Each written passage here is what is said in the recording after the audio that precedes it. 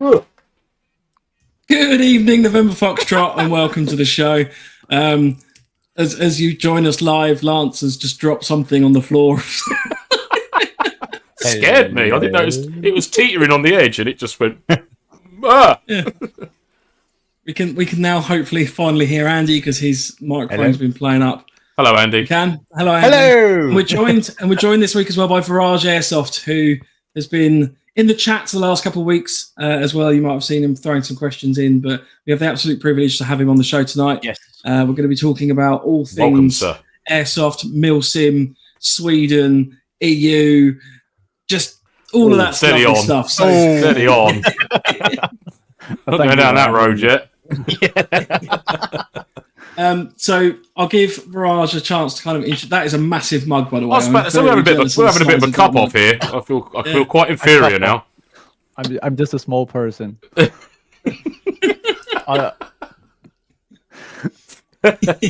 right, Andy. You've got your mug there, mate. Yeah. Your mug. Just before Verage introduces himself, if you would like to ask Verage or us a question throughout the show, please feel free to do so with a little cue at the beginning. We're joined currently in our live studio audience by virtual studio audience, I should say, by Phil Dunn, callsign Samurai, Carl, Will, and Lance. Hello, Lance. Hello. So, why are you on both? Because I am a genius.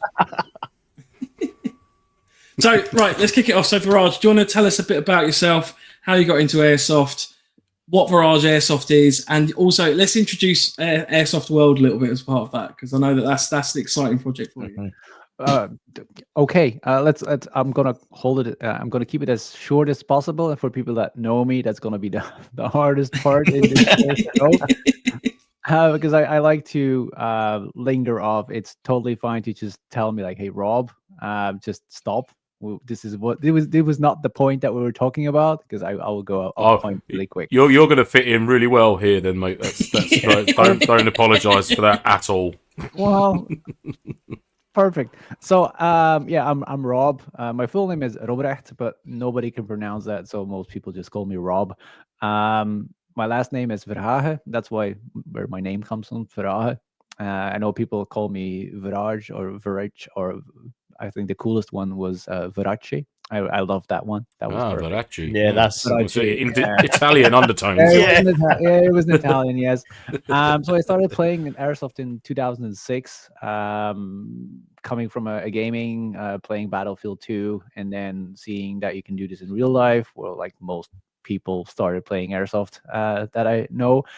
And I've been doing that since. I've been organizing games since as soon as I started playing, because I felt like somebody needs to make some games. So I kept doing that, and then we moved to Sweden, and I went full steam ahead, and now I'm doing even more.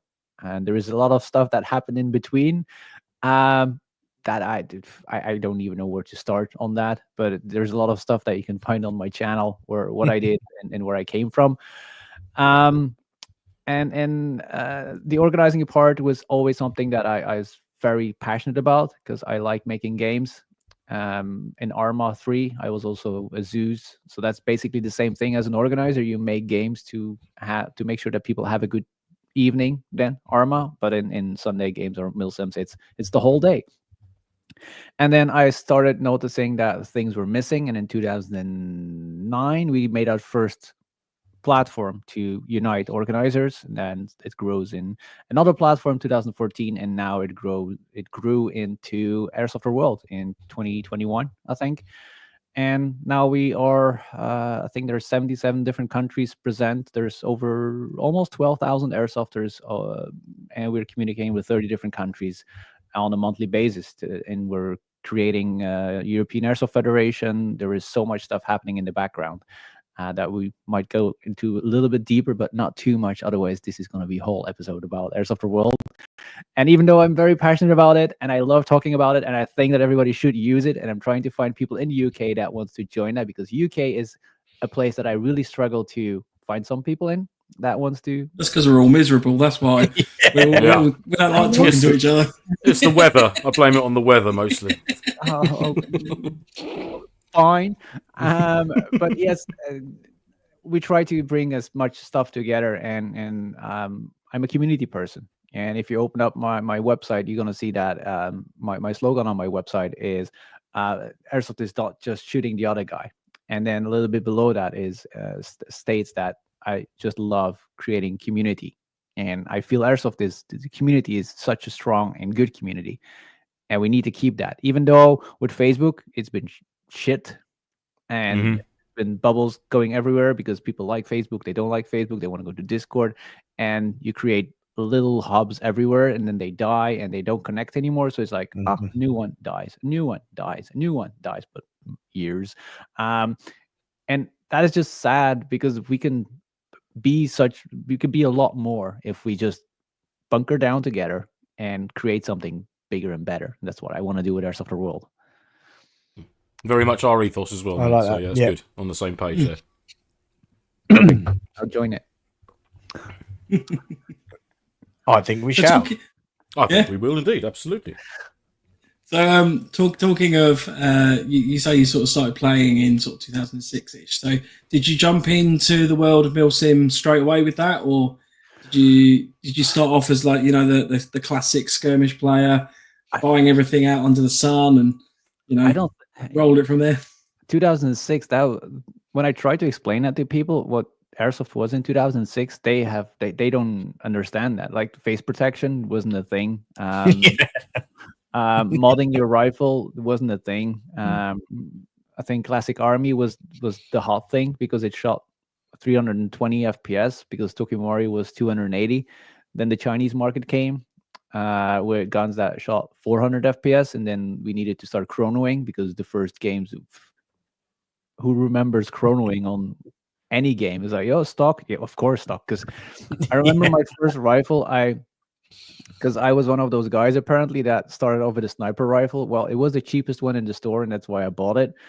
And then I had to go on a sketchy forum to find a better spring, and then it was sent to me from the Philippines. Somebody made it custom, and then it was shipped to me, and it cost like 3 times the amount of the gun that I bought. And I'm like, I know this is not your question, but this is how different Airsoft was in 2006.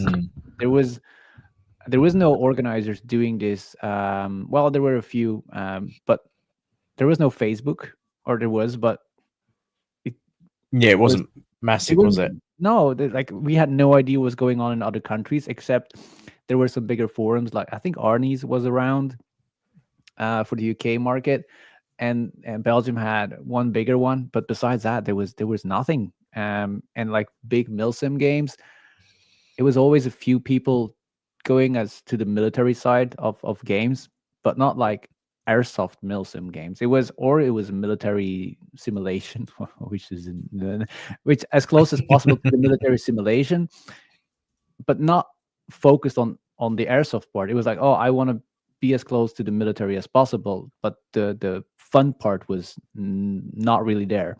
And then you had your Sunday games where you just like capture the flag, simple games.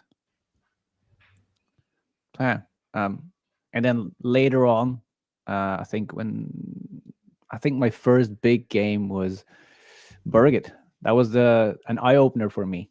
There are a few guys of the team, they already went to Burgit in 2000, I don't know, 5 or 6, and I joined. Yeah, I got Delta here. I think my first Burgit was 2015, and then the whole world opened up to, hey, there is more happening, and since then, yeah, things went full steam ahead into that direction of MilSim. But we will talk about that in a little bit, if it is really MilSim or not.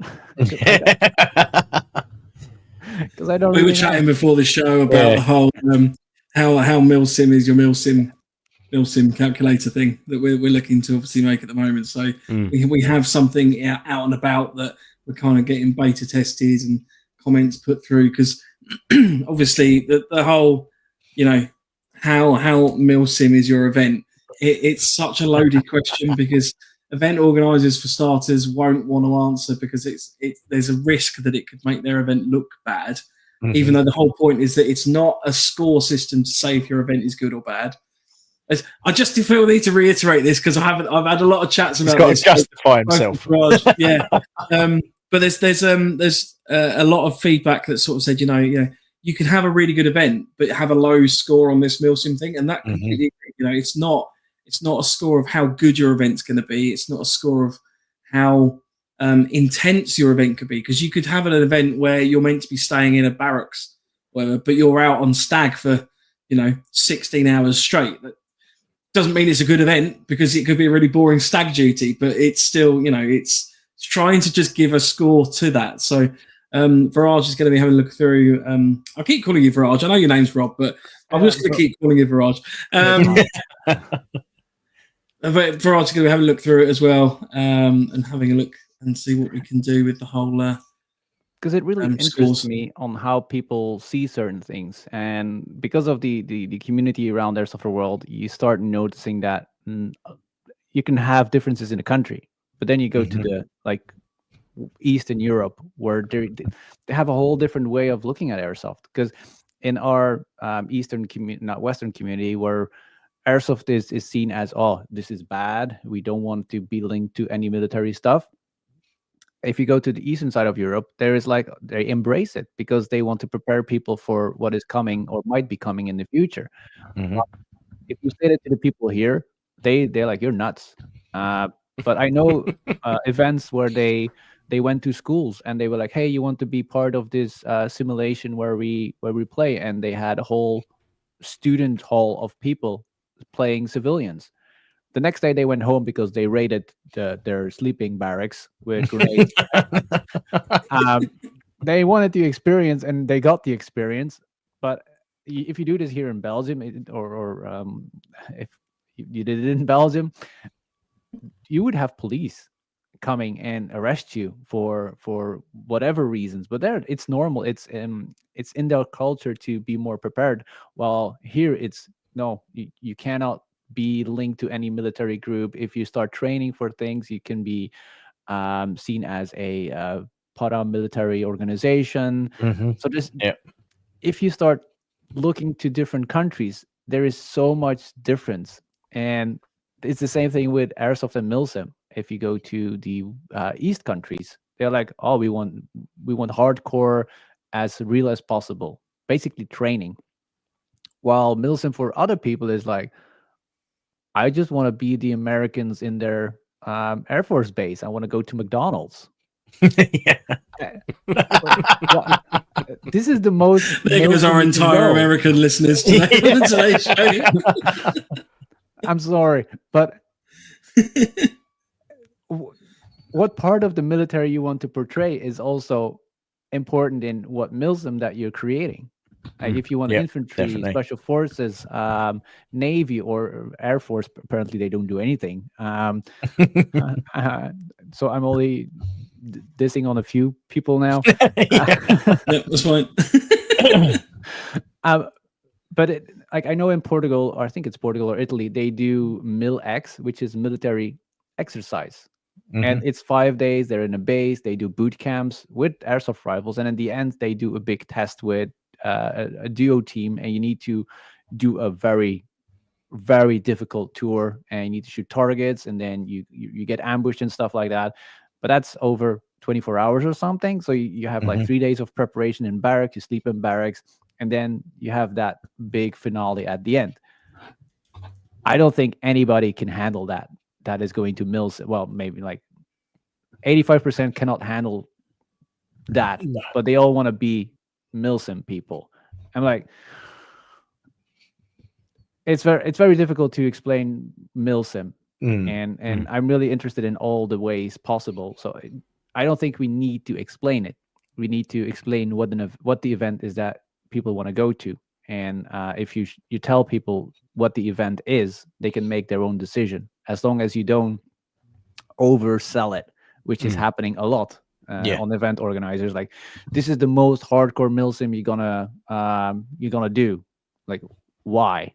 Is it because I'm gonna sit in a wet hole for 8 hours? Well, that's it exactly. I mean, and it's also people's perception of what your version of MilSim compared to what my version of MilSim might be are two completely different things. You know, so it's from an organiser's point of view, it's probably difficult to sort of cater to the masses, if you like, and put an event on that's going to be across the board welcome with open arms, because people say, oh, that wasn't MilSim enough, or that was too MilSim, as in too difficult. Do you know what I mean? So I think organisers tread a very fine line of balance between getting it really, really right or really, really wrong.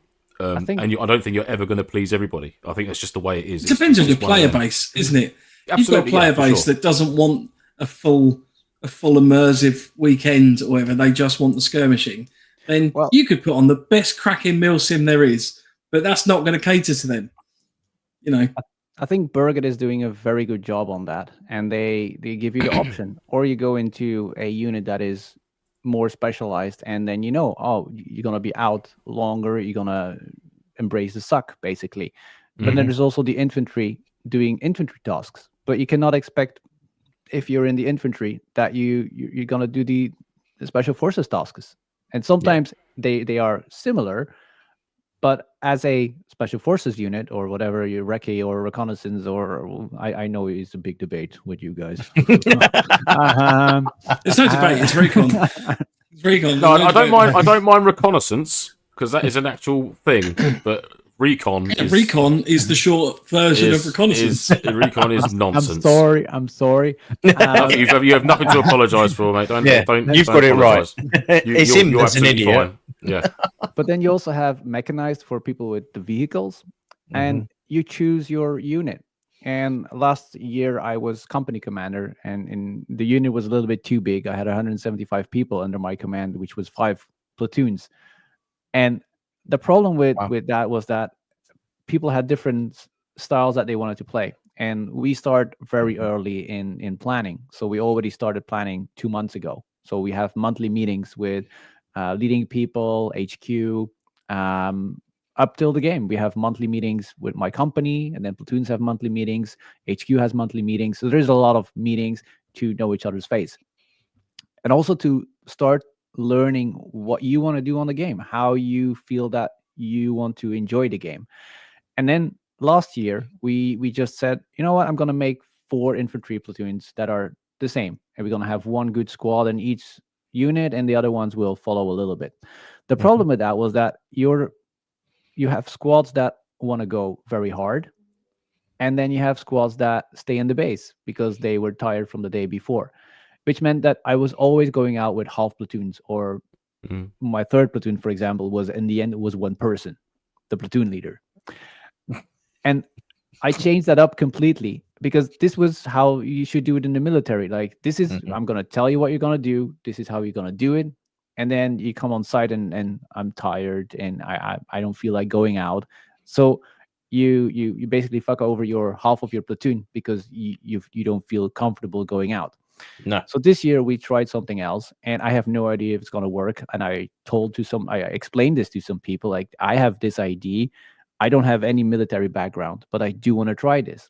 And my first platoon is my A squad, and they know, like, we're going to be out from this hour to this hour. I'm not going to tell, because maybe there's some other people listening from the other side.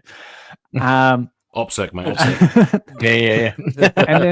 and then my but actually it doesn't really matter, because we share information anyway to the other team, because you need to have a balanced game. And last year we actually tried to train the other HQ for another side, so they can learn from us. I made a video on how we prepare, so we can teach them a little bit on how to do it.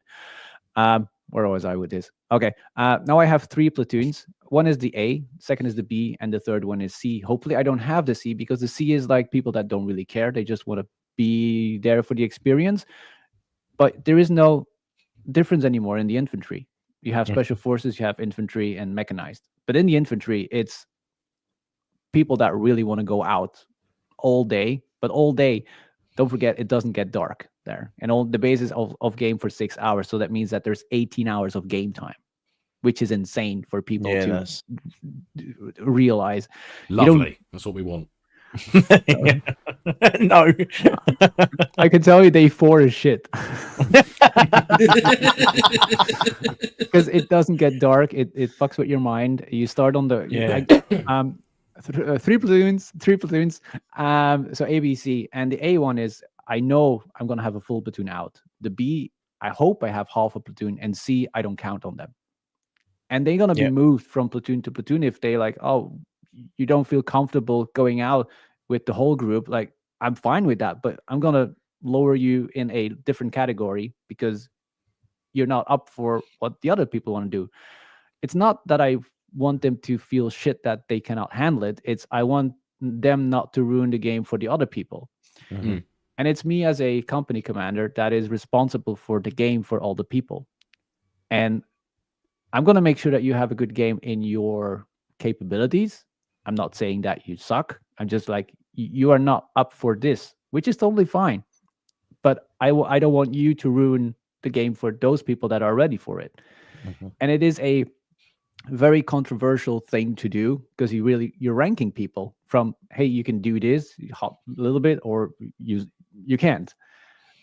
And it's totally not what the military should do. And I have no idea if it's going to work, but that's the fun thing about Airsoft. You can try. Please let us know how that gets on, because I'd be very interested to know. Yeah. The only other thing is shock collars. For the people that don't want to, just give everyone, like, you want to go out, shock. Like, you're going to get one every 20 minutes until you go out and play Airsoft. Exactly that. That's a good idea. Get them out of their cots earlier. Yeah. You've paid the money, enjoy it. Shock. That's the thing. Everybody pays money for their pleasure, and their pleasure is not what everybody expects from it. Like I know I'm crazy, and I expect a lot from my people, and that's why we do have a lot of meetings, so I can get like a grasp of how crazy are the people, how do they fit in my ID, how much do I need to step back a little bit and hold myself a little bit, because I know myself, I'm gonna go over the red line. And I'm going to crash. But at this point, I know my line, and I have a second that can take over. So I do have my backups in place. But not everybody is as crazy. For some people, this is really like, this is our holiday. We want to enjoy this, and we don't want to get home completely fucked up. Because for people that come from Belgium, like now it's easier. It's still 10 hours to Berget for me. So that it's still a long drive. Let's do it, yeah. But when we came from Belgium and we went to Berget, that was 2 days up. So that's an 8-hour drive up to the boat, then a 9-hour boat ride, then 15-hour ride into Sweden. Then we arrive on the Monday night, in the middle of the night. We wake up like 5 hours later to do the check-in on Tuesday, and we start preparing. And then it doesn't stop until Saturday, 3 in the afternoon. And then we have a party. And we drive back on the Sunday in 3 days, back to Belgium. That was our holiday. I can see why you say day 4 sucks. Yeah. That's a long haul. That is a long. It is insanely long. And people forget that you need to get there. And then Tuesday is, I always advise people to come on Tuesday, because then you can talk with the people that you haven't seen for a year. If people come on the Wednesday, sometimes they just can't because of work stuff. We help them prepare their stuff. We help them as good as possible, but they need to have leading people that are planning the mission. So I don't want my leading people to come in late, or they need to have seconds already, because we already start planning on Tuesday. Like Tuesday night, we have the first meeting with the commanders. So even though the game starts on Wednesday at 9 in the evening, and that remember this, it starts for us Monday night, and we are in the mindset of this is where we are. We're planning our base. The base is ready. We have a map of where every tent needs to be. We need to set up our tents, and the sun doesn't set. So this means that we are running around in 25 degrees Celsius, and there is the sun the whole day. It just drains you completely. You have no record, like your time clock is gone. Because you're looking at your watch, it's like, oh, it's 1, and the sun is still up. And then you go to sleep, and you wake up, and it's still sunny. And the game starts at 9 in the evening, and you're all pumped up with adrenaline, so you fight up till 3 in the morning. And then Thursday at 9, they can attack your base again. So that means that you're just fucked up. Mentally, this is such a fuck up for your brain that you run the first night on adrenaline because you prepared the whole Wednesday, and you just basically go 20 hours or even longer. And then the second day comes. But then you still have, after the second day, you have the third and the fourth day. So it's, I love it. It's probably heavily compounded by the whole, lack of nighttime as well. Like, it's not even like you go, oh yeah, right. I should be getting a little bit tired now. That's fine. That's not a problem. It's like, it's daytime all of the time. It generally throws you, because we went on holiday, and at roughly the same time of the year, and you're walking around and you go, oh, it's like 2:00 in the morning. I really should be asleep right now. Yeah. And then you go to sleep, and then you wake up at 6 because it's still daylight, and literally by the time you get back, you're like, I just need to go back. I need to go to have some sleep in the dark. So do you set like what me and Charlotte ended up doing was we ended up setting an alarm. So like we go, right now it's technically night time, so we'll have our dinner and things, or do you just kind of just crack on and just go, when I feel tired, I'm just going to hit the bed? Well, we know that our bases are going offline from 3 a.m. till 9 a.m. So then the bases cannot be attacked. The rest of the field is still in play. So that usually you come, like the first night we came back at 4 because we did a raid on the enemy base, but that's 3 kilometers away. So we need to get back to our base. Then I need to debrief. So I was in bed at 4, but at 6 I was back up again because at 7 I had the first briefing again. And I have to set an alarm when I need to get up, but not when I need to go to bed, because you just do until the mission is done and then you go back. But usually we try to keep it around 2, 3. And because I'm in the leading position, I can keep a little bit better track of the time of what is going on. I'm more watching my watch on, okay, the mission is going well, it's not going well. So I do have a little bit better time frame in my head than maybe other people that they just listen to what is they need to do, because I need to make the plan. They just need to execute, basically. But no, not an alarm, except for waking up. Oh, that's painful. And I listen to podcasts before I go to sleep, because you go to bed, you're just pumped full with adrenaline. Even your body is done, your brain still keeps spinning. And especially as in the command role, I'm already thinking like the next mission, we might already have been briefed on the next day mission. So I'm already making the plan in my brain, and I can't sleep. So then I'm just podcasts in and repeating the words of the podcast to just fall asleep. Because and then you wake up and the sun is baking you out of your tent, because when the sun is up, it's hot.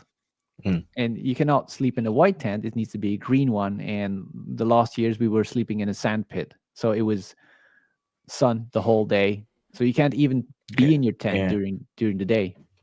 So I sleep with a bandana or a sleep mask on my head. I was about to say, is that an essential part of the MilSim kit then for Burkit events? Yes. As an eye mask. Yes. Yeah. No night vision, just eye masks. Eye mask, yeah. Every year there's people much coming cheaper. with night visions. There's always people coming with night vision.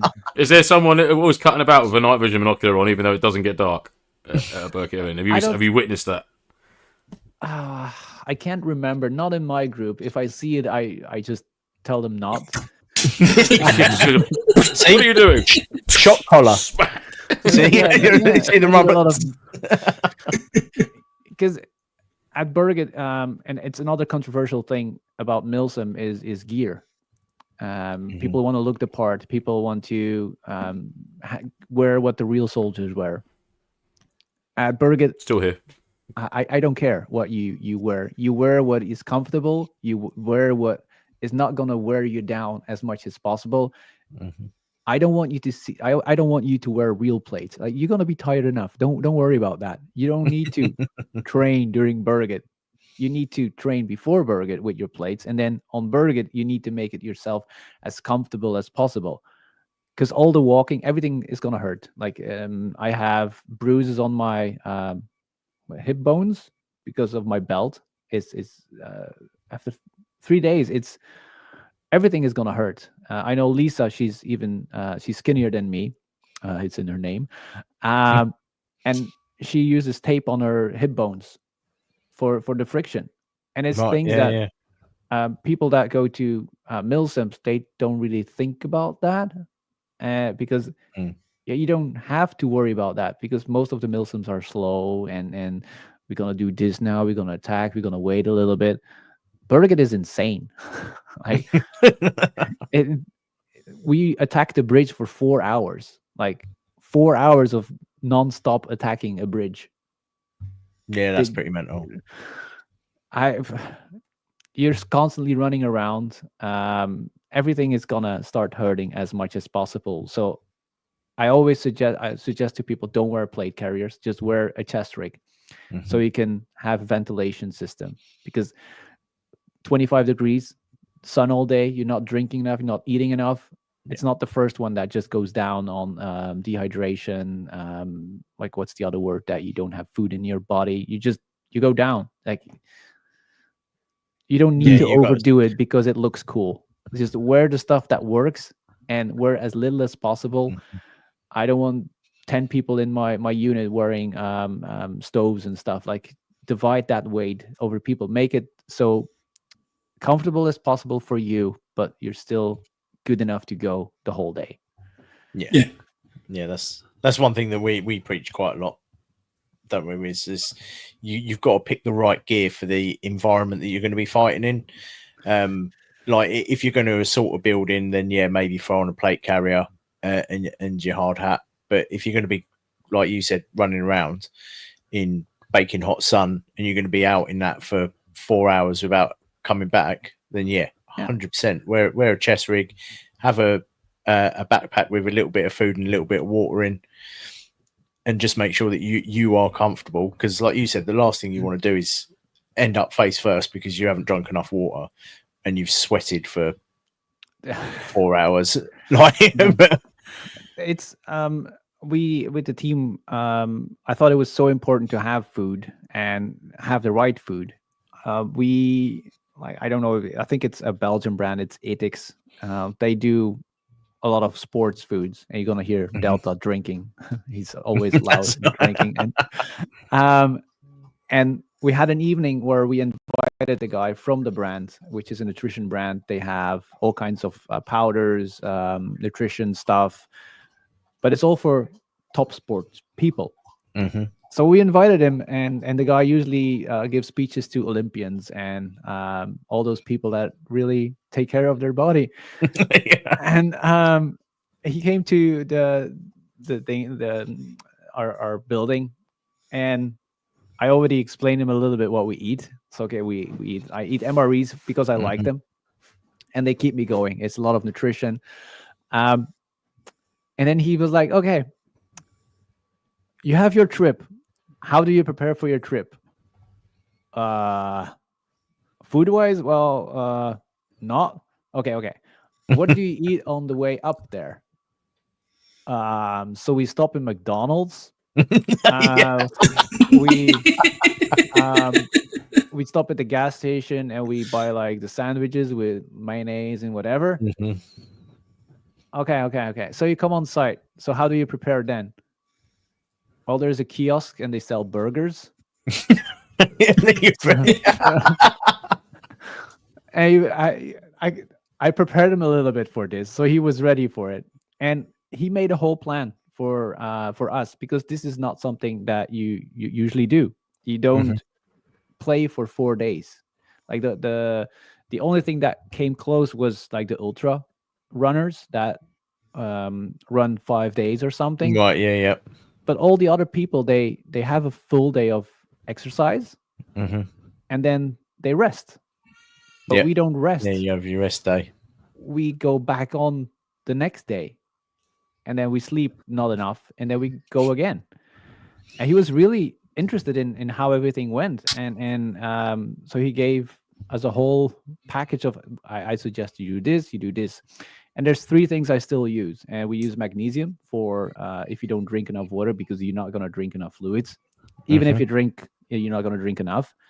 The magnesium helps you for cramps during the night. If you take off your shoes and you do the wrong movement, it's not cramping up. Recovery powder before you go to sleep after the day. So you come back from your mission, you sit down and you scoop up a few scoops of recovery powder in a shaker and you drink it. It's chocolate flavored. It's really nice. Or you can just drink chocolate milk. Chocolate milk is a natural recovery. And during the day, we drink minerals and stuff.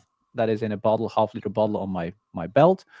And that's about it, what we still use. And that recovery and nutrients and magnesium, that just it's not miracle things, but it keeps you going just that little bit. It makes the recovery a little smoother. And it's those small little things that are so important, because I think I read it in the chat somewhere from Key, whatever. That's key, yeah. He said that if your body is not doing, if you don't have gasoline in the engine, you can train the whole year, but if your body says no, there is no reason you've trained the full year. The first thing you need to do is make sure you're ready, and then you can focus on all the gear. Yeah, the recovery powder is something that I've been probably doing for the last year. The magnesium I didn't think of, like that's quite a good one. I'll probably get some tablets for that, but the recovery powder definitely, and it makes you feel a little bit better the next day. And your legs don't hurt as much. Like, it definitely does. It definitely does work. Yeah, it still hurts, but it doesn't hurt as much. No, exactly. And the magnesium, we found them in small little bags. It's just powder, and you don't need to do it in water or drink water with it. I would just suggest drinking a little bit of water, because when you're tired and you pour a whole powder pouch in your mouth and you need to cough, then the person in front of you is covered in magnesium. But it really helps, and I really, people should do this more. It's also why I made a video about food on Burger, what I eat when I eat it. So every 6 hours I eat something, big meal, small meal, big meal, small meal. I prepare my meals beforehand, so I don't need to pick my meals during the event, because your brain is not working as it should be. So I have my Wednesday, Thursday, Friday, Saturday packages, and then I need to eat all the meals in that package. So I don't cherry pick on which meal I want to eat, because on the Saturday, that day you're gonna feel you have all the shit stuff left that you don't want to eat. So you always feel like shit, and then you're gonna have all the shit food left. So I cherry pick when I'm home, and I'm gonna keep the nice things for the Saturday. So I'm like, Saturday is gonna be nice. And then last year, I think I ate 25% of my food. It was so hectic. I didn't sleep. We also had to go to the hospital because Lisa had a migraine attack on the Friday. So at 4 a.m, the ambulance came to the site, and at 12 I was back leading the company. So I was completely fucked up. And the fun thing about this is that people start noticing that. And usually I hate asking for help, but at that point I accepted any help that there was. And it's like, you need to step over that barrier. People want to help you, and it's not a bad thing that people will help you. And they just started handing me all kinds of food. Everybody that saw me was like, here, take a bar of this. I came in HQ and they had some food left from their HQ food. Like, do you want a lasagna? I was like, I don't care if it's hot or cold. I don't care. Just give me food. And because I knew I was not eating enough, and my body was not coping anymore. So I was just like, energy, and drinking. Yeah. That's all I did at a certain point. And that kept me going because of all the people around me that just kept me giving stuff. But also it's quite nice to actually have something like to eat, like because you get your energy. It gives you that little bit of like euphoria, like it makes you feel better, like, and it makes you enjoy the rest of the day. Like, I've had days where literally I've come back and I've been, this event's fucking shit, I'm going home, and then someone's literally given me like the advert, someone's given me a Snickers and gone, eat that, and then I'm like, oh, brilliant, yeah, let's crack on. A little bit of morale.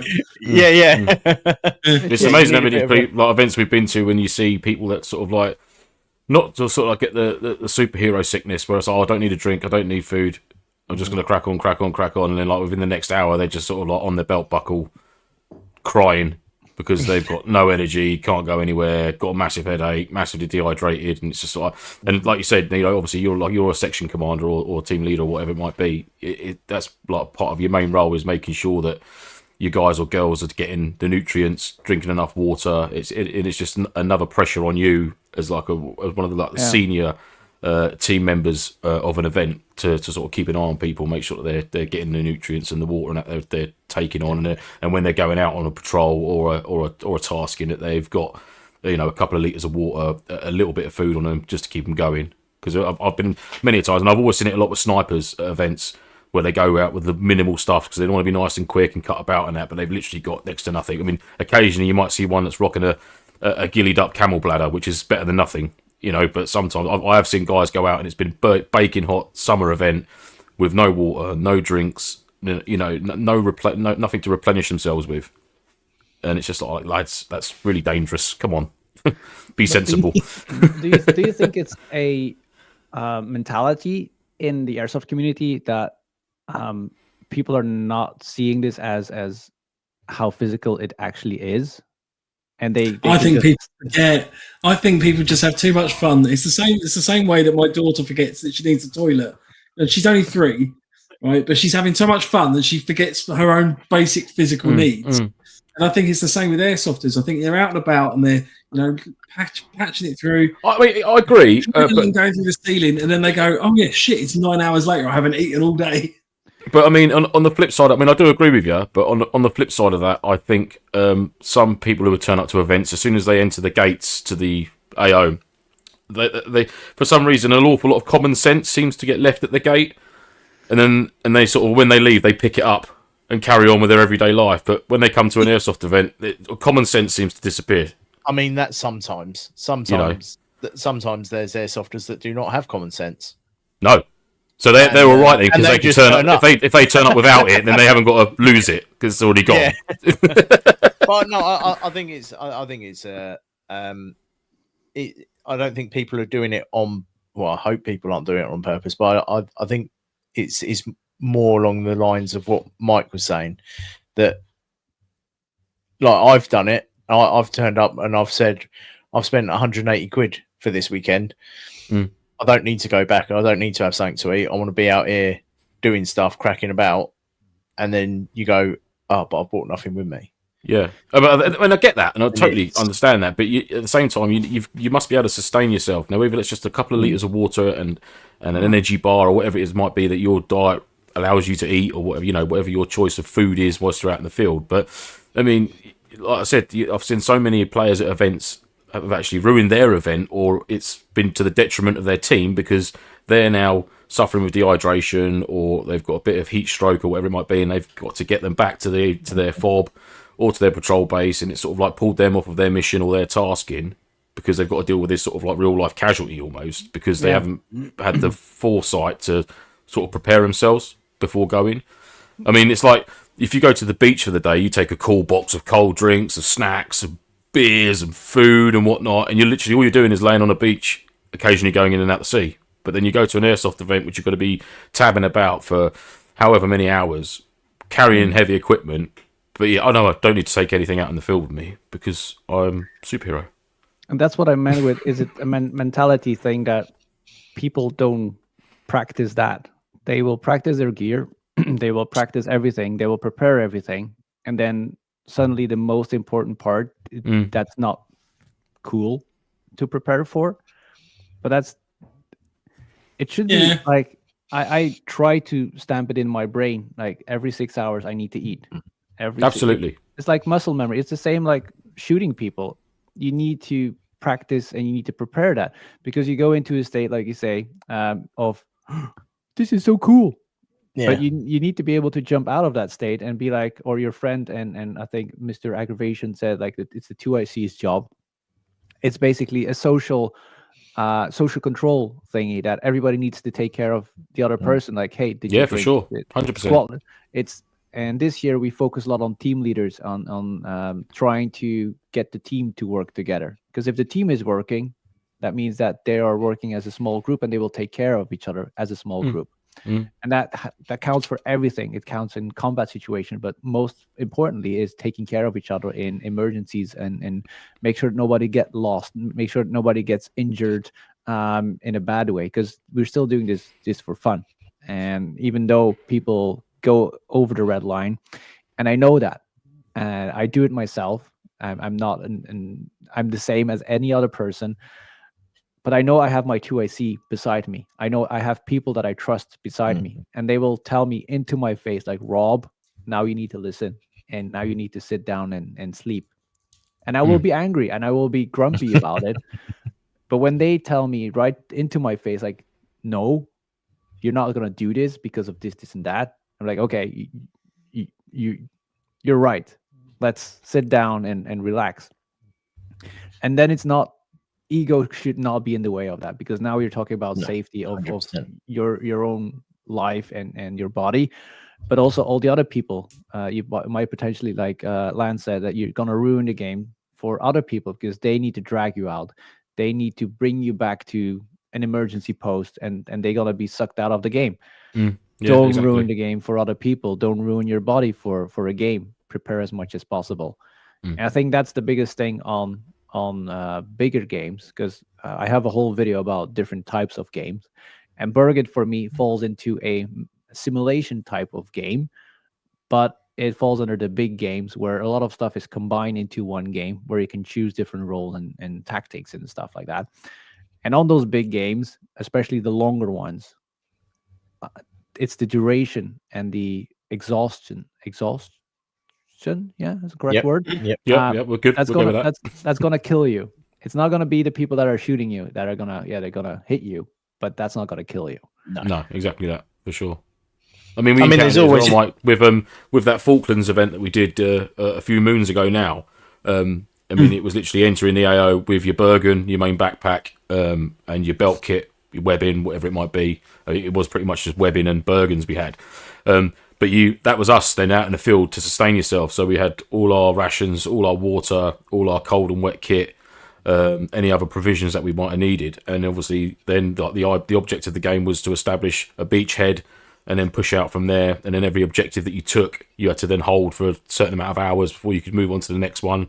And then the previous objective could become your aid post, and then that would then move forward with you as well. So there was actually no break in the game whatsoever. And that was really, really... that's probably one of the hardest events I've done physically and mentally through my years of doing MilSims and stuff like that. So, yeah, but it was one that you really had to prep for as well, and consider there was nowhere to go back to. There was no place that you could go and just sort of sleep. You could sleep, but you were in game at all times, and there was no sort of let up. Do you know what I mean? There was no like, lads, I've got to take myself out of the game. I need an hour on my own. It was like there's nothing here to facilitate that. You know, it's either go back to your car and you're out the game, or you stay in amongst it and try and get your head down while someone's covering you for an hour or two and switching it out. And it was brilliant. It was. I mean, we were exhausted by the end of it. We were literally threadbare by the end of it. But what an event! It was so simple but so brilliant at the same time. Do you know what I mean? So it was really good. It's a whole different type of game, and that's why the thing that Mike is working on is going to be very important to categorize certain things so you know what you're getting into and what type of game that you're going to. Because like I'm doing Sunday games now, and I hate how Sunday games are being belittled as, oh, it's a Sunday game. And I think it was before that we just start talking about it. I do feel there's a big gap between what MilSim and what a Sunday game is. And I try to bridge that gap with the games that I do. And the team games that I do is one of those things that might actually bridge that gap. Because I have a video about that. So it's not a secret of what I do, because I want more people to experience stuff like that. It's a team game has 6 teams in the field, and you get your mission through your team leader. It's a perfect introduction into what MilSim is, because that's the hierarchy of a game. And you step on the field at 10, and we stop the game at 4. And depending on the people that we have a small break in the middle. We assemble in the middle, we eat our sandwiches, and then for half an hour, and we break off again, and we keep continue our missions. And that is exactly what a MilSim is. You run around as your squad, and you do your missions. and it doesn't matter how long the game is or how long the MilSim takes. Those games on a Sunday, they take 6 hours, and after 4 hours, people are completely broken because they're not ready for something like that. They're just not used to it. No, and then those people say like, "Oh, we're gonna go to Bergen, or we're gonna go to Bellum or Border Wars and stuff." You're gonna die. And I'm like, This is it. this is exactly why I want to have those games, to show you like it's okay to be not prepared, but I'd rather have you be not prepared on a Sunday game and run this for 6 hours and be like, fuck, I'm done. Like, my gear is not working. I didn't brought this. I didn't brought that. I didn't have food on me. That was not good. I ran, my ammo was rattling in my backpack. All that stuff on a Sunday game, on the normal Sunday game, you don't have, because you could just put your bottle somewhere and it's not going to rattle. And all that training, nobody trains for a MilSim except like the small teams that have like their own team MilSim trainings. But it's not a real training, like real simulation training thingy. And with those team games, this is exactly that. You're fighting in an environment that constantly changing, because there's 6 teams, so you're between 5 to 10 people fighting against 50 people around you that are also fighting. So the environment, the missions are constantly changing, and this is exactly what happens on those bigger games. And people come back after those games and they were like, I'm more tired, I'm more exhausted than I did on the last MilSim game that lasted for 24 hours, because they were sitting in a trench for 6 hours. Then they needed to assault something. They needed to walk a little bit, but mentally they were not drained. And on those team games, you're constantly on alert. You're constantly looking around. You hear something in the distance. Oh, they're fighting over there. That means the objective is over there. So how are we going to do that? But everything is on the move. So you don't really have time to sit down and let's make a plan for an hour and then we're going to brief our people. No, we're going to do this now. Okay, how? You're going to take left, right. You're the flanking unit. And you can constantly adapt your situation. You can constantly adapt your tactics and train while doing it. Well, that's it, exactly. Then one day events, it's a perfect opportunity for training, sort of like tactically formations. And like you said earlier about like you've got some battle rattle going on with some BBs or sort of bit of kit that's loose. I mean, if you've got new kit, I mean, I've always found that. I mean, I'm not a great fan of like the 1 day skirmishes that we've got in the UK. But it's a fabulous way of testing out some new kit or a new plate carrier or a setup that you've not tried in the field before, but you want to just go and have a run around and see how it feels and this, that, and the other. And that's a perfect place to do it, rather than, like you say, going to a main event that you've paid probably quite a substantial amount of money for, to then it be spoiled by your sort of unpreparedness by not testing out your kit and learning as you go. We need to get just skirmish days in the UK. There needs to be like a MilSim hour where you just get all the MilSimmers all just, they're allowed out. You know, you get like quiet hours. But it'd just be sitting out in the field, just jumping up and down like this is rattling. No, that's fine. That's it. Yeah, MilSim hours over. I do agree those Sunday games are perfect for that. But what if you can do something more than this? Oh no, definitely. Sunday, absolutely, 100%. And I feel this is missing in a lot of places. Because as an organizer, because I'm doing it, it is a lot more work than just tell the guys, hey, there's a flag there, do this, do that. I'm constantly running around in the field, putting objectives up, changing objectives, actively following the teams on to see how good they are, how well prepared they are. Do I need to make it a little bit slower? Do I need to adjust something? And it's perfectly possible to do that. I just don't see it. Or it's you have a Sunday game where like say, oh, I just do my stuff. I prepare my own stuff. But on those team games, I'm telling you, if you're not prepared, you're not gonna be able to have a good game because it's gonna suck. On those Sundays games, you have to be responsible yourself with your team to do it. On the team games, you have your team leader and he's gonna lead you. And he's going to take care of you. So it's perfect for people that have no experience in bigger games. They can just jump in with a more experienced team leader and they follow him around and get really familiar with how you should play on a bigger game. Yeah, absolutely. And those games are really, I love them. I've been playing them in Belgium. And as an organizer, it opens up so many opportunities. For example, in attack and defense, which usually you have 2 sides and then it's unbalanced because the defense needs to be like, what is it, 1/3 or something, or 1/4 of the force to have a balanced defense force. Well, you can play. You can say to 4 teams like, nah, those 4 needs to work together to attack those 2, and then you send them those 4 to 1 point, those 2 to 1 point, and defense is 2 teams, and then attack is 4 teams.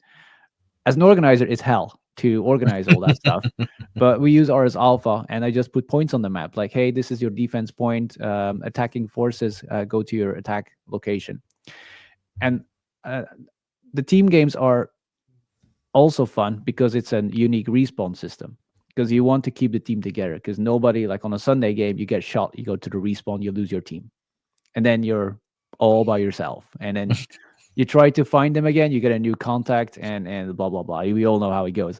Now the team games, there is different stages. You get hit, you can be stabilized by anybody in your team. You have a bandage in your pocket, and they put the bandage on you. That's you're stabilized. If you get hit again with the bandage, only the medic in your group can bring you back up by holding you for 2 minutes.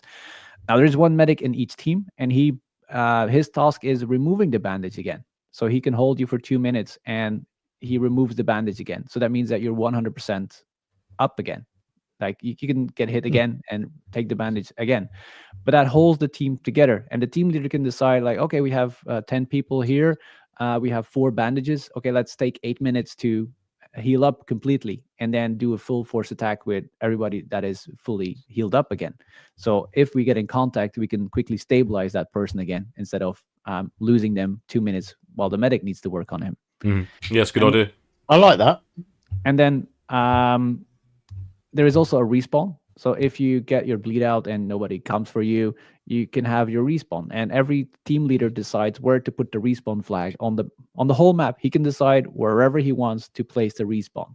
So that's basically building your fob.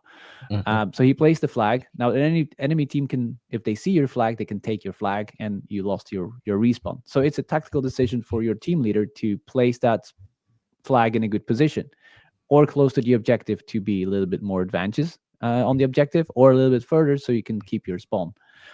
And then to spawn in, you need to be with your whole team at the respawn point. It can be dead or alive. For example, again, team leader needs to make the decision.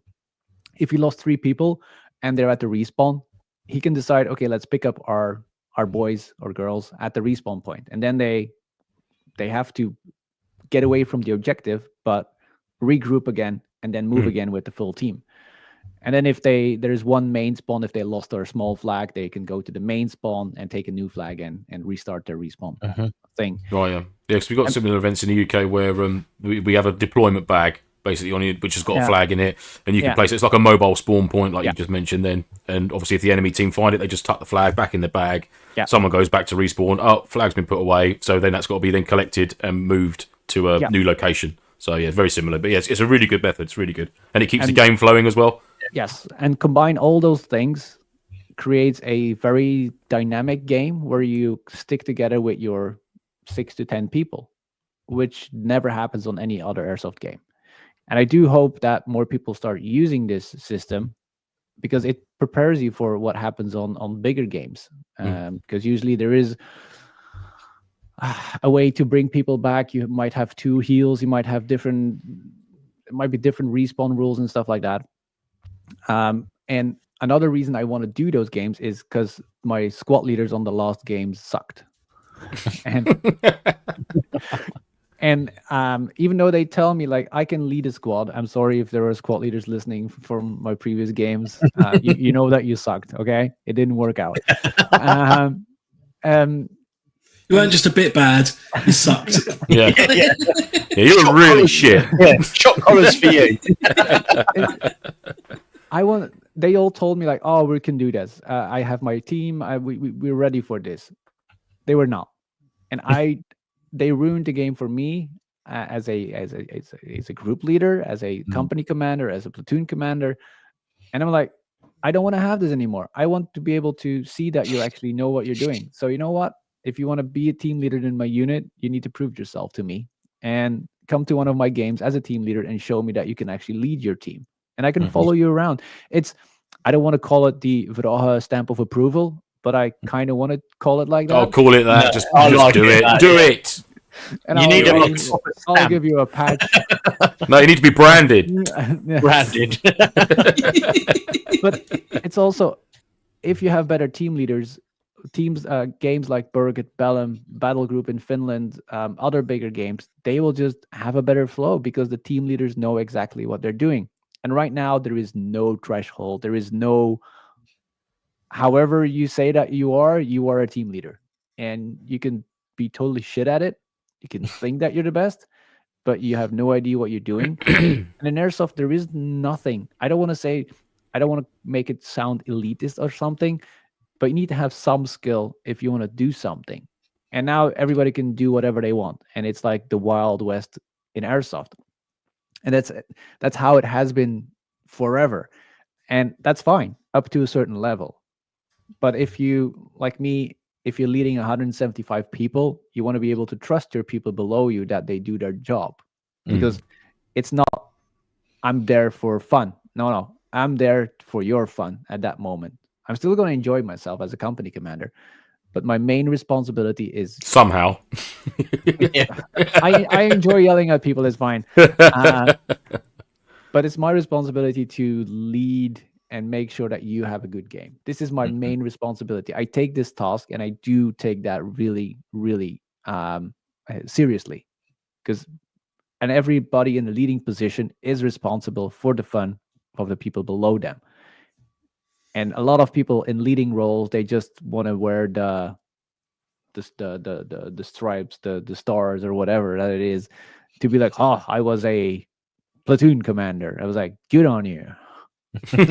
Oh, big thumbs up. I don't care. Like, if you do the task, fine. I don't care how it's called. I don't care how many stripes or whatever you have. If you do take care of your people, you are doing a good job in 90% of all the Airsoft games. But yeah, I'm conscious of the time, and I know we spent a lot of time talking about sort of Burger and sort of some of the events that you're running as well, Rob. So one question I did just have on Burger: how do the medic rules work with that one? Because I know you mentioned that assaulting a breach for sort of 4 hours. I'm assuming it's not. No. I really need to think. I never die. Yes, I do. I'm just too good. So damn good. It's unbelievable. He's like Liquid Terminator. They just keeps I shot you. back. No, you didn't. There is a medic, and the medic can have 20 bandages in his pocket at the one given time. It's a hell of a pocket. Yeah, small bandages. And then he comes to you. He needs to work on you for 2 minutes, I think. Yeah, 2 minutes. Just putting on the bandage, holding you for 2 minutes. And then you're back in the game. Second time, you're dead. I need to go to respawn. And then depending on which location you have in control, you can go respawn in that location. And then every half an hour, there is a full... Like every half an hour, there's a respawn point. So if you come in 29, you have 1 minute respawn. If you come in 31, it's 29 minutes respawn time. Except for company commanders and up, then it's only on the hour, which sucks. With that, Verage, with that medic rule, Rob, sorry, can the medic sort of like spawn back in more than one player in 2 minutes, or is it literally just one player is 2 minutes and then the next player is 2 minutes? So you can have two players there to do 2 minutes together, sort of thing. No. If It's both one wounded. player, 1 minute. One player, 2 minutes. Right. Okay. Fine. Yeah, that's why we always put up medic posts. It's super funny. I'm working on a new video on the fourth video of Burgit, where it's going to be an awesome video. I've been waiting to make this video because I know I'm off track again. It was the biggest mission I have ever done in my Airsoft career. We assaulted the main objective with 400 people in different areas. So we did 2 evasion attacks, one in the north, one in the south, to draw people away from the objective. Then we did a 2-hour walk through the forest with about 350 people. And I know it was that much because I was at the back of the line It was a single file line, and the front sent me a message, or was through the radio, like, "Hey, we made it to our objective." And I looked on my GPS, and we were 350 meters away from the objective.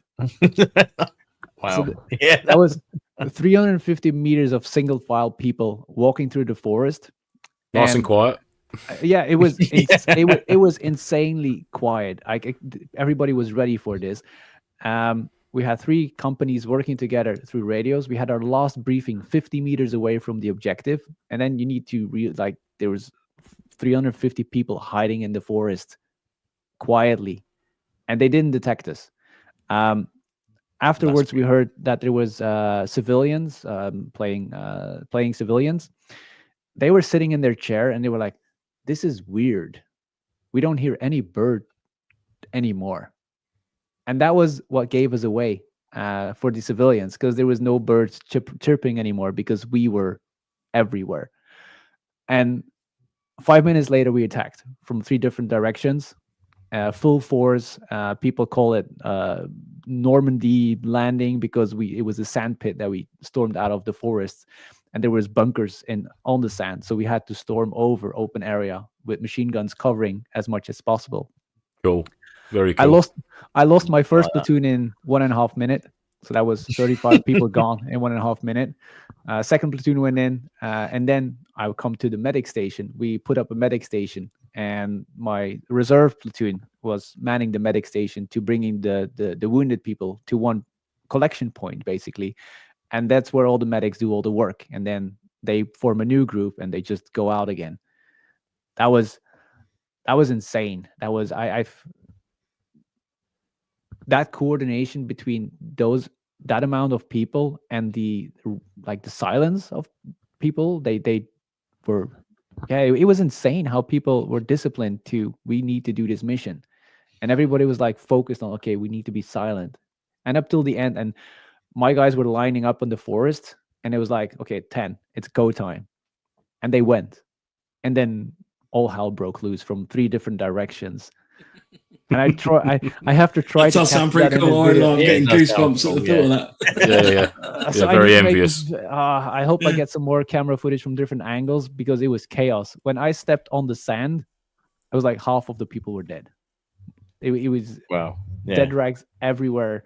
Our mechanized was doing the diversion attacks. They all died in 12 minutes. All my vehicles, they drove 1.5 hours around the map to come in the bottom, and they all died in like 15 minutes. And you'd be lucky if you can get 30 players to work in over here. And that Burgett was, company-wise, cooperation was insanely good. On the Friday, we I know it's a very wide answer on how the medic work in Bergen, but we worked. My task as a company was try to take the bridge, and we didn't. It was just impossible to cross. And another company worked 1.5, 2 hours to cross the river. They made a bridge, like a slap line bridge, and they crossed 100 people over that slap line bridge while we were putting pressure on the bridge. And after 3.5 hours of fighting, the full other company came into the rear of the enemies, and we attacked. We synchronized our watches, and we attacked at the same time and squished the enemy in between. And I can tell you, after 3.5 hours of fighting, that moment when the vehicles crossed the bridge, that was like goosebumps. I can tell you that.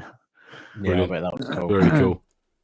So yeah, Burgett is very special in that way. You can only have this stuff at Burgett, but you can only do that with all the planning you do before the game, with all the months and months of preparation, all the meetings, I know your face, I know how you work. Company commanders coming together without ego, without like, hey, I'm company commander. No, like, okay, how are we going to do this? And then you brief all your people, and it just starts flowing naturally if you put in the work.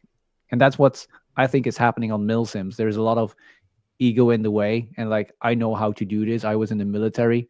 But this is not military. This is airsoft. We need to change so much stuff. We need to take care of feelings of people. We need to minor issue. And at day 4, like there is no filter anymore. I can tell you that nobody's. There's like, I don't like your face. That's how people talk. Like, and you cannot be angry about it. It's just what it is. There is no filter anymore. And I'm usually a nice guy, but at day 4, like I don't care. Like I'm like, I think everyone's emotions would be shot by day 4. Yeah, absolutely. So there's always that one moment that you lay in your bed and you're like, what the fuck do I pay money for this? And then the next day you wake up and you see all your friends again, and they're like, well, this is why I do it, and we still talk about it. It's an experience. Absolutely.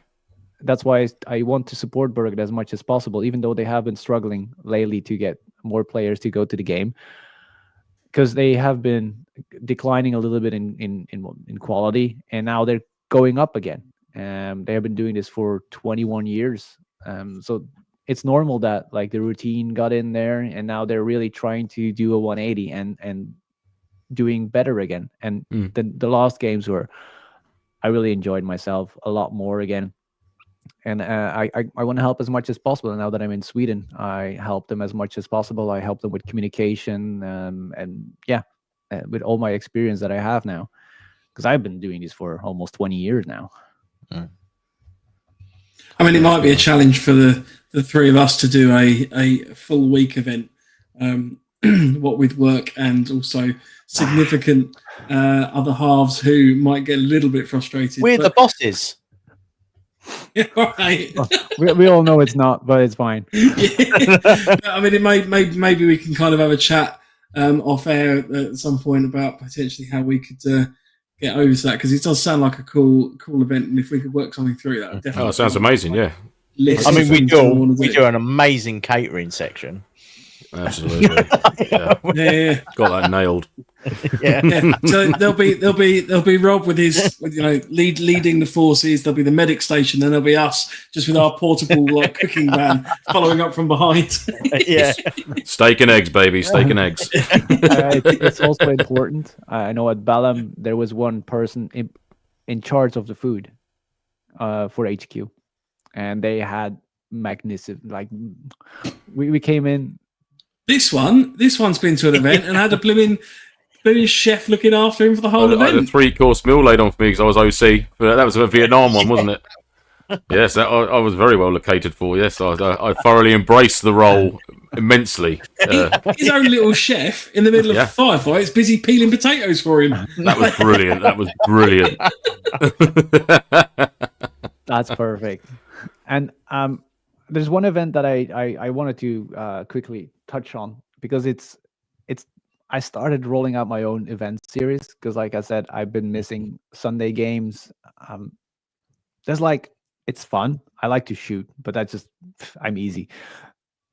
But there was like a link missing between a lot of stuff, and there was so much stuff in my head, and I was like, how can I link everything together? And I finally, a few months ago, I bunched it all together, and I started the Shattering series. And I don't know if you've been on my website to check it out, but the Shattering is basically an alternative reality, because I want to go away. There's a few reasons why I want to go to an alternative reality. I want to go away from NATO versus Rush 4, because I hate all the politics that it comes. Even though people say, there is no politics in it, there is. There's always people complaining. There's always people, I don't want to have my pictures online because I'm wearing a Russian uniform. That's enough for me to say, like, well, maybe we should try something else instead. So the Shattering is an event that there's a full background of what happened. The world went to shit. There was a big earthquake. The word shattered. That's where the name came from. And Very clever. There's two sides. One is the brutal ones that are living from the land, and then there was the blue side, which is more, they hide behind the walls and they build up some technology, and those two sides are fighting over what is left in the world. And this is just every event. It has two base commanders and they get missions. And at the end of the day, there is a winner of the day that done the most missions. And then they control that territory. And on my website, there is a map that shows the progress of which side is holding which district. And that's just going to keep changing all the time. And then it can come back to a district. And some, for example, the first one we did, I didn't have that many players. So I changed it up a little bit, that it was the reconnaissance unit coming in and doing the prep work for a bigger assault that is coming. So Sounds very similar to our Op Phoenix, doesn't it, Mike? I might be making a little note that we might have a map going forward. Yeah.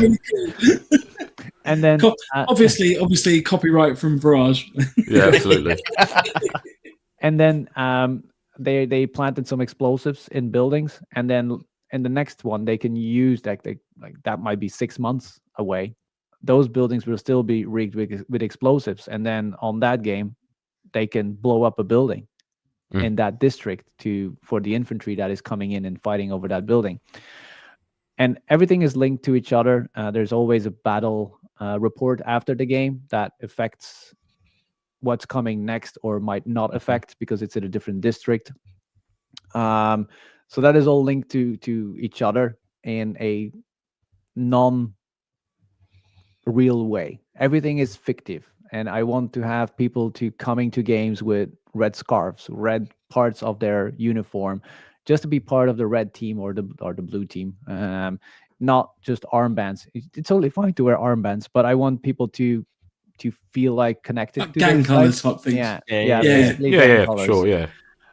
And I got really when you hear all the we do MilSim, is it NATO versus Russia? I was like, no, but it's basically just the same thing. But you step away from everything that you know. You don't link anything to what stuff that is happening because which country are we going to take this time? And then it's refreshing as well to have something different to sort of focus on, because it brings out a whole new set of ideas and sort of formats and sort of avenues that you can go down regarding missions and the style of the event you want it to be. It's cool. Yeah, sometimes it can be difficult to get people to embrace it. Yeah, that's what I was just thinking. Once they've embraced it, it's like, do you know what? That was actually banging, and I really enjoyed that. Yeah, that's the problem with all my stuff. Rob, the event we did, we took away any PID from uniforms. So basically, anybody could wear whatever they wanted. There was effectively like a government faction and then a non-government faction. But if you could find it in a surplus shop or anything like that, you're allowed to wear it. So. Yeah. But it was hilarious because the guys couldn't get their head around this. They were like, wait, I can wear whatever I like? Whatever you like. And then teams were putting whole teams together, just like, right, I'm wearing multicam everything. But why? You don't have to. It's like, I don't have to do anything else. But it was brilliant because me and Lance could just change clothes and just be another character, just wandering around. Like, Lance ended up being this crazy woodman, and no one realized it was him for ages. No, absolutely. Yeah. And I do miss that connection, and that's why I wanted to have like a series of games, and I want to keep doing this offline also with the battle reports. I want people to feel connected even if they were not part of the game, because otherwise you go home and it's done. But I want people to be like, okay, we did something that will affect something in the future. We don't know yet when. It might be a year from now. It might be next game. We don't know. And there's one event that I'm going to do in the future. I've been talking this for over, I think, 3 years now. But with this Shattering series, it's starting to come together. Because how nice would it be? And it's actually, this started to grow on NAF, I think 3 years ago, with a guy that pitched an idea like, what if we have one game in different location at the same time? And I was like, this is really difficult to do, but it's not impossible. But you need a good framework to make it work. With this, I have a framework to make it work. Now imagine this. There's a game weekend in Sweden. There's a game weekend, the same weekend in Belgium and in the UK. But to be able to do stuff in Sweden, you need to have stuff happening in the UK. And those HQ needs to talk to each other to make your mission work. For example, I want to have an airstrike. And the HQ in Sweden is asking for an airstrike. In UK, the plane is going to lift off, but they need to have control over the airfield to be able to lift off that plane. So if we don't have control over the airfield, we don't have airstrikes. So it's not. I mean, I'm down for that, and I can get you in an airfield. Yeah. It's not. I have an airfield. I have an airfield. Well, I don't. I know a man who does. And I know it's gonna be a logistical nightmare in a certain way to control certain things, but it also, you don't need to make it that difficult. Like, it's basically a domination game that because airsoft is basically you take stuff, you bring stuff, you there's only that limited of stuff you can do. It's the story around it that makes the whole game. Mm-hmm. And if you can, because this is not, I like this part, but I have the cooler part is coming. And everybody that wants to steal this, fuck you. Be a part of it instead of stealing it. So, for example, the airplane needs to lift off in UK, and then there is like a half an hour flight time from UK to Sweden, whatever. But you need to pause. Airsoft flight time. Yeah, airsoft flight time. But you need to pause over Belgium, and then the Belgians need to be in control over the SAM sites over certain areas, or if a SAM missile is shot and you don't have a counter SAM site, whatever, to destroy it, you lose your airstrike anyway. So all that stuff can be easily synced, in my opinion. It's not that difficult. Like, this is not brain surgery or whatever. This is just linking up certain things that need to work together. And if it works, good, you have your airstrike. If it doesn't work, you keep fighting for your position. And each country I ain't gonna lie. and each country, and I'm gonna do this. Like, we're already planting seeds now. And again, if there's organizers in UK that want to be part of this, hit me up. We're gonna work together on this, and that's what I want to do. I want people to connect instead of disconnecting and telling like, I have a better way of doing stuff. No, well, you have a different way of doing stuff, and that might be able to include certain stuff into another game. Now, we have the game going, but this is not the grand finale, in my opinion.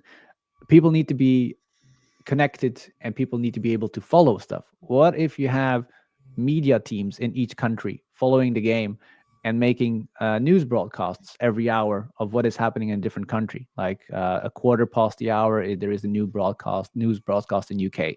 On the half an hour, it's the one in Belgium, and on a quarter to the hour, it's in Sweden. So all the players can pick up their phone on quarter past the hour and look like, okay, well, what is going on with our friends in the UK? And a quarter later, you can see, okay, what is going on with our friends in Belgium?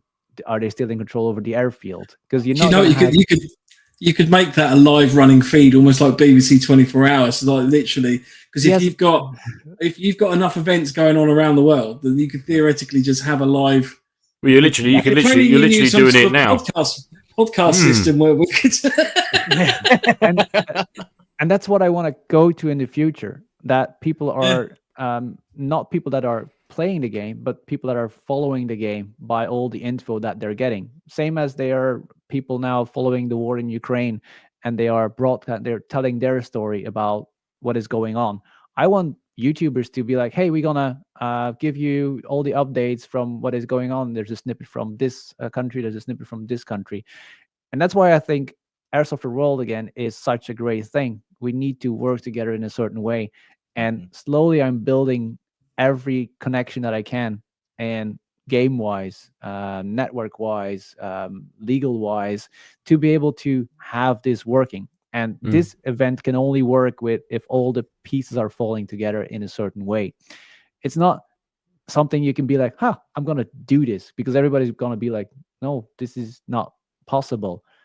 But eventually this is going to be possible. And if I can have that event with like 2-3 organizers, this is going to be awesome. I think this is going to be the nicest cooperation between countries and organizers that we would have ever seen in the world of airsoft. Absolutely. So that's what I'm going to go for. And in the Shattering series, I'm going to keep doing this. And the funny thing is, we're going to use RS Alpha to be able to do that. So everybody's going to join the same game.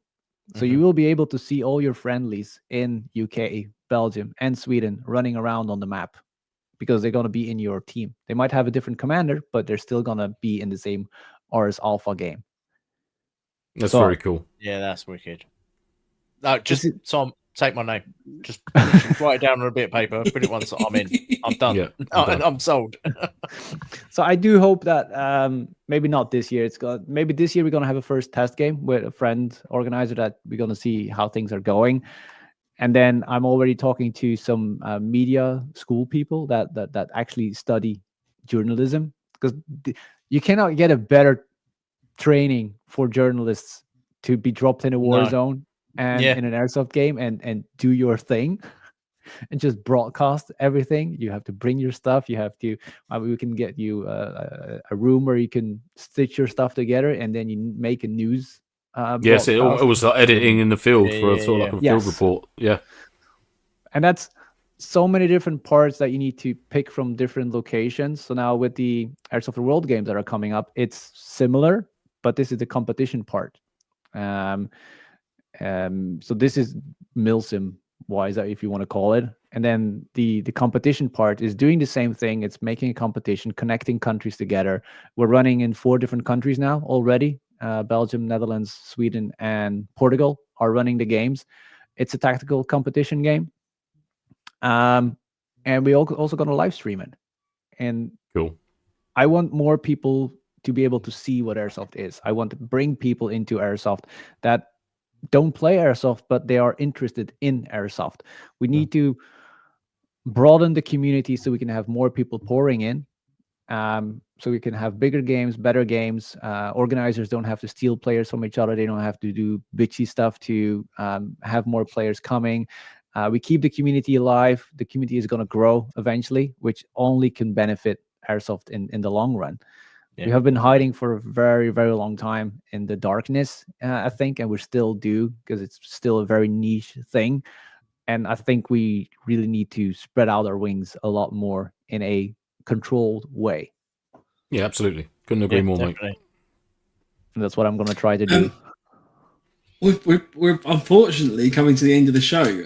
I know. I've been looking. I feel like genuinely we could just carry on chatting for hours. And definitely a Mark 2 to this one. I think it's definitely got to be a Mark 2 for We're this. definitely going to have a follow up. I mean, Rob, honestly, thank you ever so much for coming on the show. You're very welcome.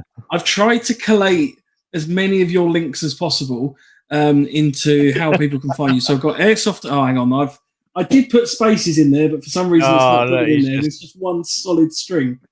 Oh, hang on. Let me just fix that quickly. Well, basically, anything for Airsoft that you will find me. That's the easy part. Nice and easy. There's also, you can just, if you put my website there, all the links are on my website. No, that's why I like to try and utilize the full. Because I wanted to utilize the fancy scrolling banner. You want leave him to his banners, man. There we go. So you've got airsoft.world, you've got verageairsoft.com, instagram.com/Verage Airsoft, and then YouTube is the channel Verage Airsoft as well.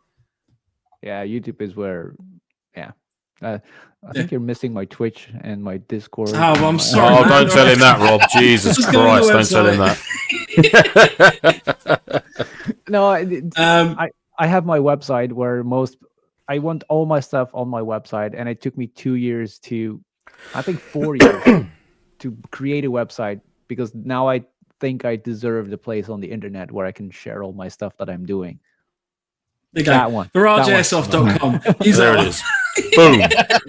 It's not a fancy scrolling banner, but where's the scrolling? Do you want it to be banner? scrolling? No, for fuck's sake. There's no scrolling banners, no fanfare. What is this? What is this stupid podcast?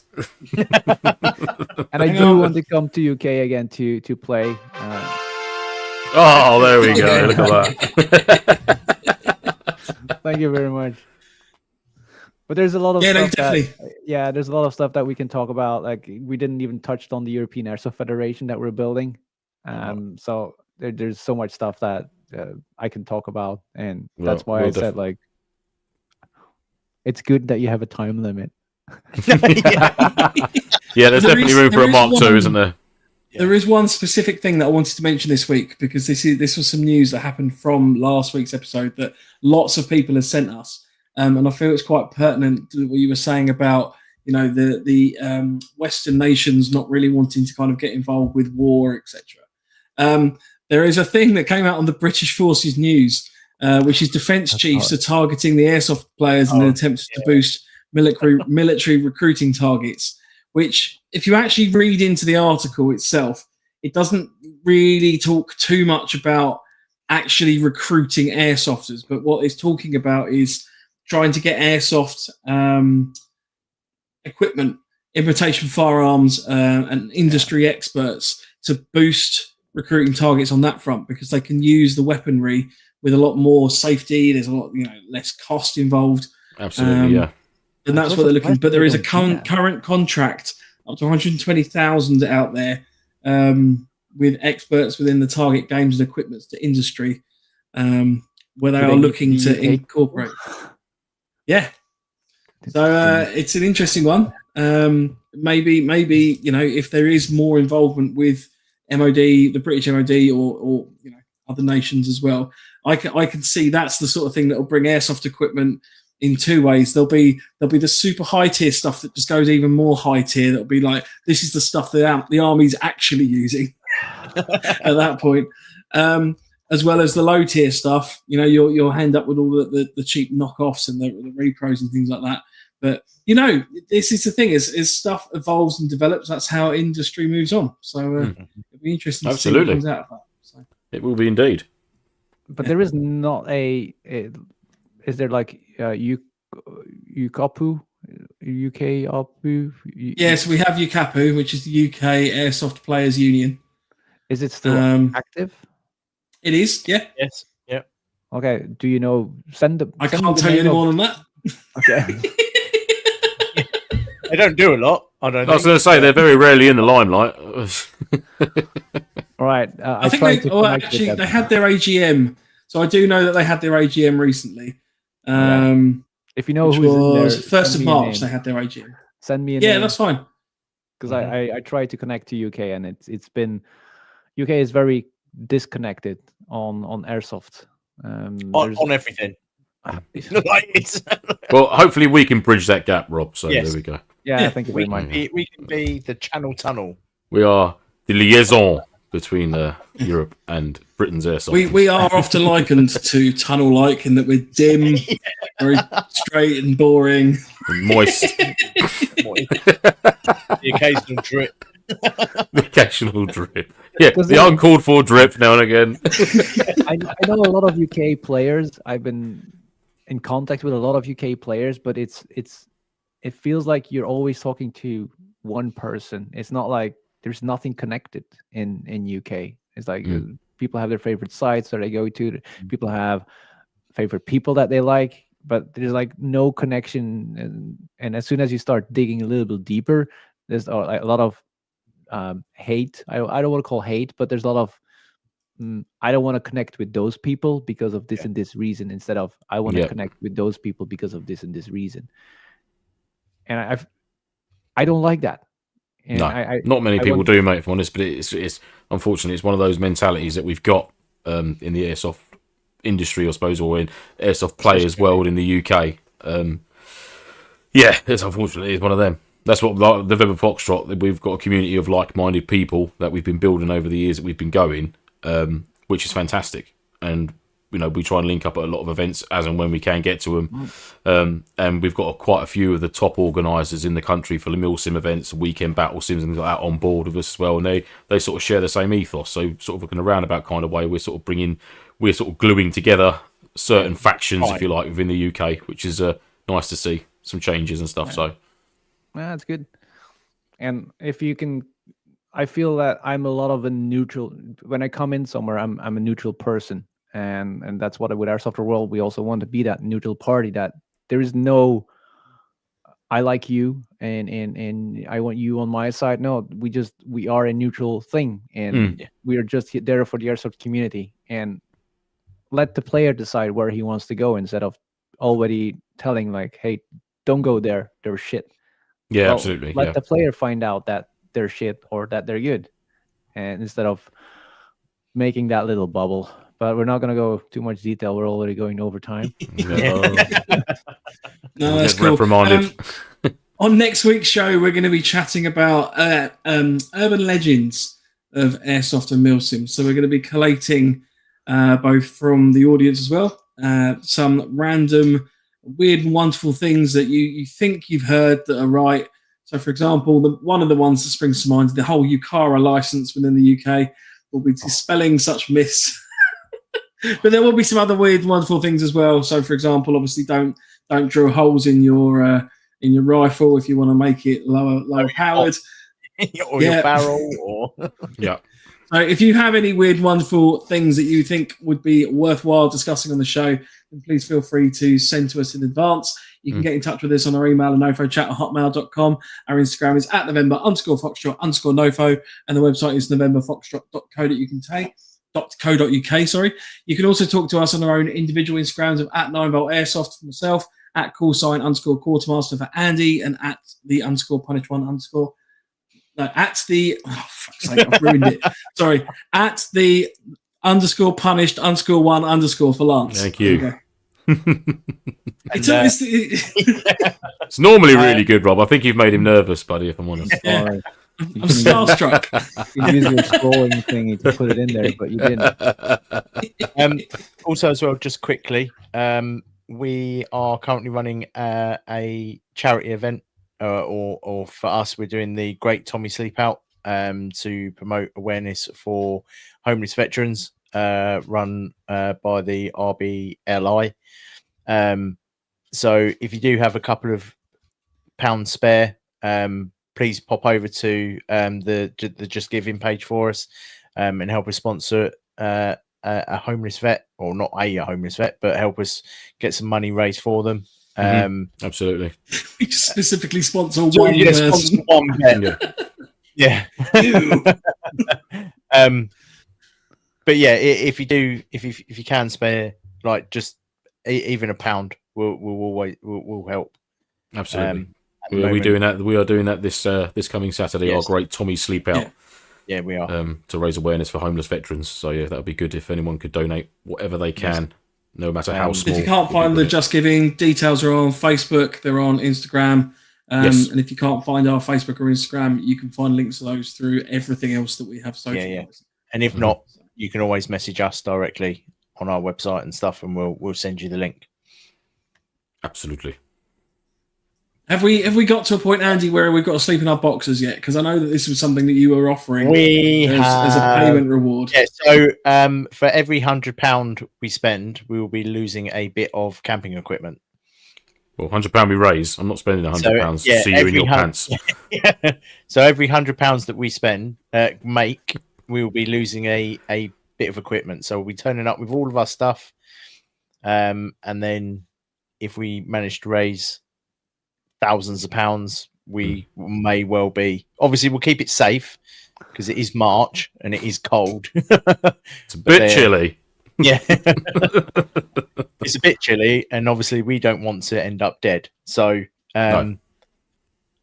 Yeah, for every £100 we make, we'll lose a bit of equipment. Sounds and good. whoever makes the most money will also get a random forfeit. Brilliant. Love it. I found a forfeit generator. All right. On that note, thank you, Rob from Verage Airsoft, ever so much for coming on to the show. Thank you for having me. We always do our closing words, which are words of wisdom, pearls of advice, anything along those lines. So, as the special guest of tonight's episode, I'm going to throw the mic over to you for that one. Feel free to. You want me to say stuff? Just give us the closing words for the show. Yeah. Oh, damn it. I was not prepared for that. Put your OC hat on, Rob, and a rousing speech, sir. I was not ready for this. Okay. This is going to be the end of the show? This is it. Yeah. This is it. This is all on you now, man. He's like, I just want to go to bed now. So, holy crap. This I don't have any words. Just enjoy. I'm so sorry. I didn't mean to put you so much under pressure. Okay. The only thing I want to say is keep having fun. Keep finding the joy in airsoft, and spreading that positivity is very important. It will make the game not only for you, but everybody around you. And keep doing that wherever you are and wherever you go. Fantastically done. Well done. Yeah. Perfect. Nicely done. We don't have a clap. Right. Do you have a clap? I don't think I've got. I think I've only got like a sarcastic clap. Oh no, you don't Slow want clap. that. It's not playing the sarcastic. No. Slow tennis clap. Well, Yeah. well Yeah. done. Yes, But this well one. done. Yes. Yeah. Right, on that note, thank you for joining us. We will see you next week. Say goodbye, guys. Goodbye, guys. Guys, stay Goodbye. NoFo. See you later. Ciao, Bella. All that jazz. All the